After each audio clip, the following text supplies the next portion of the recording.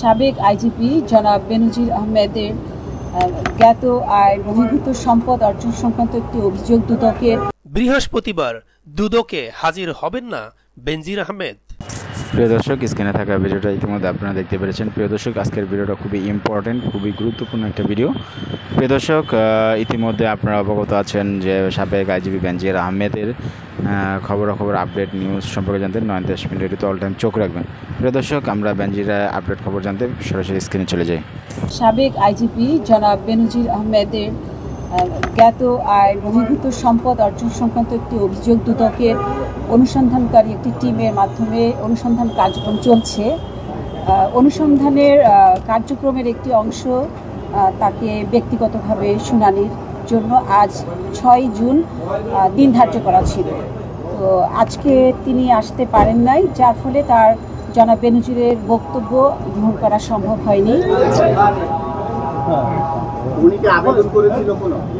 তো যেহেতু ওনার ব্যক্তিগতভাবে শুনানি গ্রহণ করা সম্ভব হয়নি, তাই আমাদের অনুসন্ধানকারী দল আরেকটি তারিখ নির্ধারণ করেছেন, আগামী 23 জুন 2024 তারিখ পরবর্তী শুনানির জন্য দিন ধার্য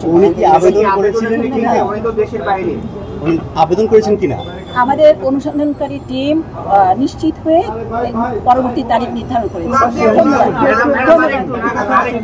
একটু উনি কি আবেদন করেছিলেন কোনো লয়ার পাঠিয়ে বা কোনো কিছু আছে কিনা? আপনারা জানেন, অনুসন্ধান টিম যখন কার্যক্রম করে ন্যায় বিচারের সাথে অন্যান্য 10টি কেস, অন্যান্য সব কেসের মতো এই কেসটিও ব্যক্তিগত শুনানির জন্য দিন ধার্য করা ছিল, এবং অনেক সময় যখন কোনো ব্যক্তি উপস্থিত না হন, এটি কিন্তু পরবর্তী একটি তারিখ নির্ধারণ করে দেওয়া হয়। সব কেসের মতো এই কেসও তাই করা হয়েছে। আইও সাহেব করেছেন, এটা আমাদের অনুসন্ধানকারী টিম আছেন, তারা করেছেন। আরেকটা প্রশ্ন একটু জানান, বেনজির সাহেব এবং তার স্ত্রী কন্যাকেও ডাকা হয়েছিল 9 তারিখ, তারাও কি এরকম আবেদন করেছে? তারা কি আসবেন কিনা? 9 তারিখ তো 2 দিন পরে। 9 তারিখ আসুক, এখনো তো বাকি আছে 2 দিন, দেখা যায়।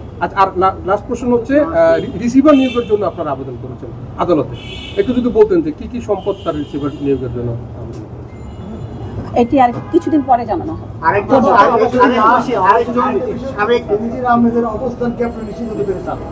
ধন্যবাদ।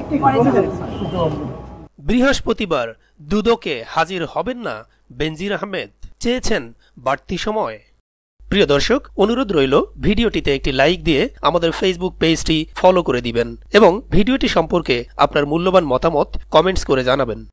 দুর্নীতি দমন কমিশনের কাছে সময় চেয়েছেন পুলিশের সাবেক মহাপরিদর্শক বেনজির আহমেদ।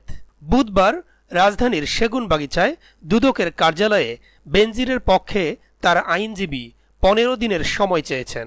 দুদকের উপপরিচালক বরাবর সময় চেয়ে আবেদন করা হয়।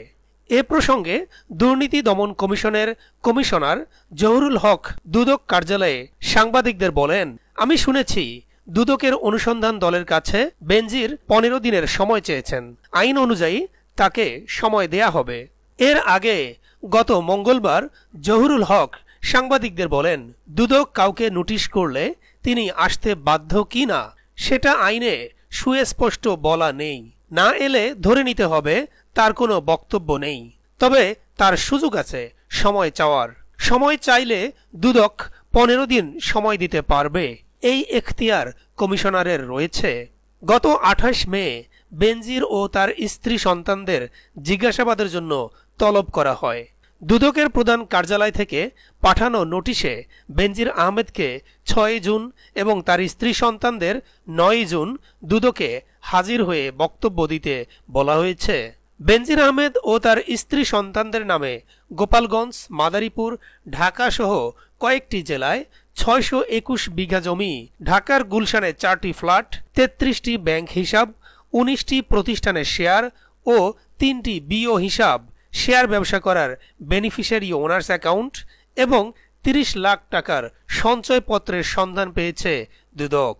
দুদকের আবেদনের পরিপ্রেক্ষিতে এসব সম্পদ জব্দ করার আদেশ দিয়েছেন আদালত। আদালতের ওই আদেশ আসার আগেই গত 4 মে বেনজির আহমেদ দেশ ছেড়েছেন বলে আইন শৃঙ্খলা রক্ষাকারী বাহিনীর ওই সূত্র জানিয়েছে। বেনজির আহমেদ 2020 সালের 15 এপ্রিল থেকে 2022 সালের 30 সেপ্টেম্বর পর্যন্ত আইজিপি ছিলেন। এর আগে তিনি ঢাকা মহানগর পুলিশ ডিএমপি কমিশনার ও র্যাবের মহাপরিচালক হিসেবেও দায়িত্ব পালন করেছেন। মানবাধিকার লঙ্ঘনের অভিযোগে 2021 সালের ডিসেম্বরে র্যাবের 7 কর্মকর্তার উপর নিষেধাজ্ঞা দেয় যুক্তরাষ্ট্র। ওই সময় র্যাবের দায়িত্বে থাকা কর্মকর্তাদের পাশাপাশি এই বাহিনীর সাবেক কর্মকর্তারাও নিষেধাজ্ঞার আওতায় এসেছিলেন, যার মধ্যে বেনজির আহমেদের নামও ছিল। যুক্তরাষ্ট্র যখন নিষেধাজ্ঞা দেয় তখন আইজিপির দায়িত্বে ছিলেন বেনজির আহমেদ।